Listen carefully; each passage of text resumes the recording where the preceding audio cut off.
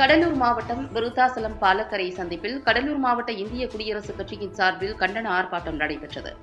விருத்தாசலம் பாலக்கரை சந்திப்பில் கடலூர் மாவட்ட இந்திய குடியரசுக் கட்சியின் சார்பில் தூத்துக்குடி மாவட்டத்தில் பட்டியல் இன மாணவன் மீது கொலைவெறி தாக்குதல் நடத்திய சாதி வெறியர்கள் மீது தக்க நடவடிக்கை எடுக்க கோரியும் இத்தகைய நிகழ்வுகளை கட்டுப்படுத்தாத தமிழக அரசை கண்டித்தும் கண்டன ஆர்ப்பாட்டம் நடைபெற்றது.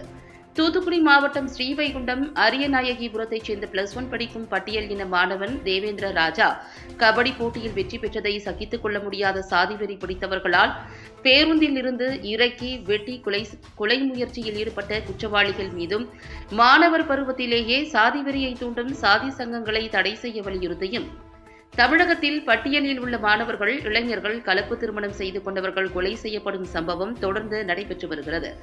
இதனை கட்டுப்படுத்தாத தமிழக அரசை கண்டித்தும் உடனடியாக கட்டுப்படுத்த கோரியும் முழக்கங்கள் இட்டு ஆர்ப்பாட்டம் செய்தனர். இந்திய குடியரசுக் கட்சியின் மாநில பொதுச் செயலாளர் மங்காபிள்ளை சிறப்பு அழைப்பாளராக கலந்து கொண்டு முழக்கங்கள் இட்டு கண்டன உரையாற்றினார்.